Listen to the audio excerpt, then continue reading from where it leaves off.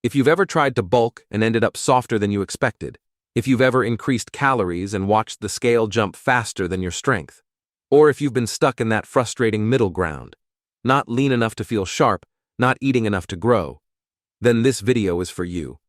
Today I'm walking you through exactly how I structure a lean bulk day from morning to night. Not just the foods, not just the macros, but the reasoning behind each decision.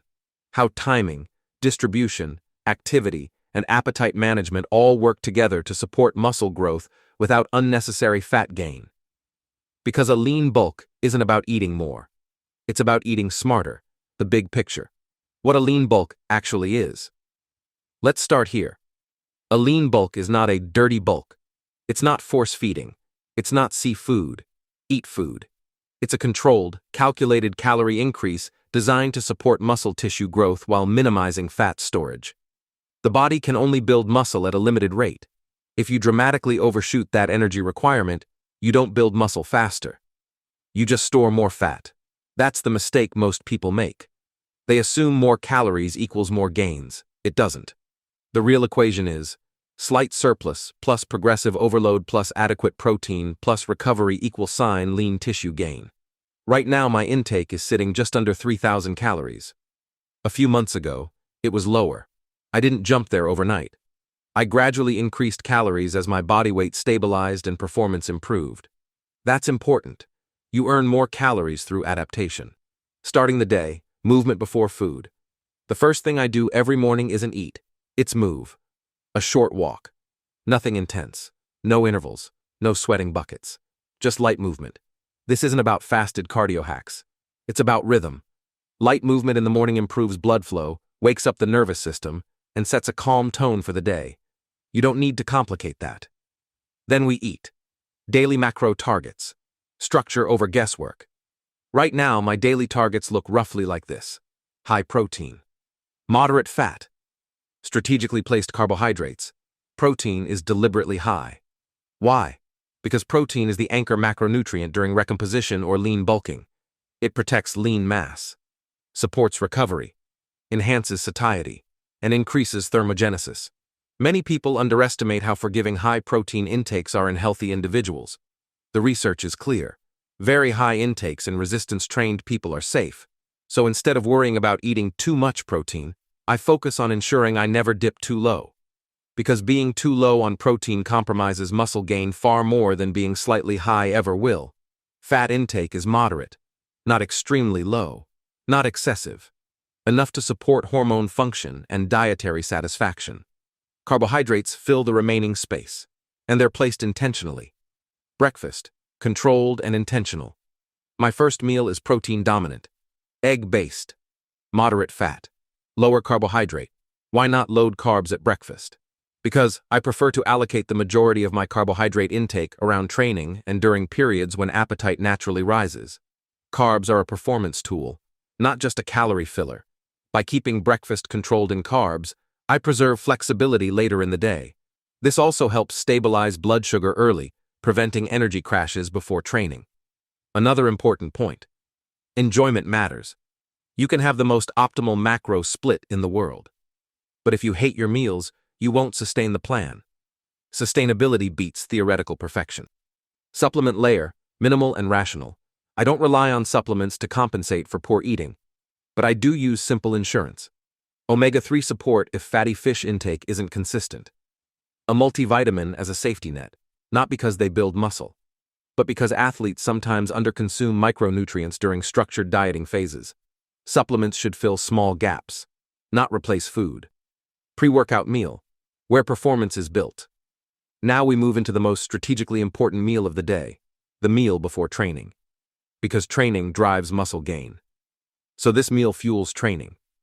Carbohydrates here are intentional. A mix of starch and fruit is ideal. Why? Because different sugars use different intestinal transporters. Combining them improves absorption efficiency and energy delivery. The goal isn't to spike insulin. The goal is stable energy, high performance, maximal output. If your pre-workout meal is underpowered, your session suffers. And if your session suffers, muscle growth suffers. I time this meal so digestion is largely complete before heavy sets begin. Too early and energy fades. Too late and digestion interferes with performance. Caffeine strategy. Caffeine is one of the few supplements consistently proven to enhance strength and performance. But I don't treat it like candy. It's used strategically, timed so it peaks during working sets, and cycled occasionally to prevent tolerance. More isn't better. Better timing is better. During training, performance maintenance, intra-workout carbs are situational. If you train long sessions, if volume is high, if pre-workout nutrition was limited, if you trained fasted, then yes, small, fast-digesting carbs can help maintain output. But if your session is under an hour and well-fueled, they aren't necessary. The principle remains simple: protect performance. Because performance drives growth. Post-workout. Reality, not myth. There is no 30-minute anabolic panic window. Muscle remains sensitized to nutrients for hours post-training. The key is proximity. Don't let your pre-a post-workout meals drift too far apart. But also don't force feed if appetite is suppressed. Recovery is measured across 24 hours, not 20 minutes. Post-workout protein supports repair. But total daily intake matters far more than minute-by-minute timing. Evening appetite. Planning for biology. Here's a reality most people ignore. Hunger patterns are predictable. For many lifters, appetite increases at night. Instead of fighting that, I plan for it. Dinner becomes larger. Higher fiber. Higher volume. Still protein-rich. Fiber slows digestion, enhances satiety, and smooths energy levels. It also supports gut health. Something rarely discussed in muscle-building conversations. Activity outside the gym.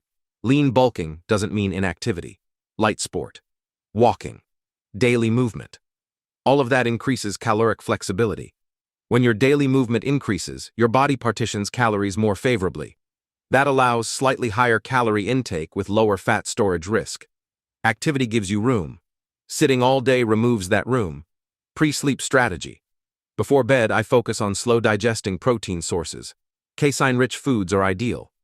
Why? Because sleep is your longest fasting window.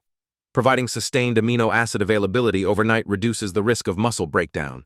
Is it mandatory? No. Is it smart optimization? Yes. Especially during phases where lean mass retention is critical. The most important reminder. Now let's zoom out. You could ignore intra-workout carbs, precise meal timing, pre-sleep protein nuance, and still make excellent progress. If you consistently hit calories, protein, progressive overload, you will grow. Everything else refines the process. But the foundation builds the result. What a lean bulk should look like over time, you should see gradual scale increases, steady strength gains, minimal waistline expansion. If your waist is expanding rapidly, your surplus is too large. If the scale isn't moving at all and strength stagnates, your surplus is too small. The goal is controlled progression, month by month, not week by week panic adjustments. Final structure summary. Morning, movement, hydration, rhythm. Meal 1, protein anchor. Pre-workout, carb-fueled performance. During training, optional sustainment. Post-workout, recovery proximity. Evening, fiber, satiety, appetite management. Pre-sleep, slow protein buffer. Everything has a purpose. Nothing is random. That's how you bulk without regret. So what are your thoughts on how a lean bulk should really be structured? Do you prefer a more aggressive surplus? Or do you think slow, controlled progress is the smarter long-term play? Let me know in the comments. And if you enjoyed this video, please give it a like and subscribe to the channel. That stuff really does help us out. Until then, this has been Iron Routine, where we cut through the noise so you don't have to. Thanks for watching.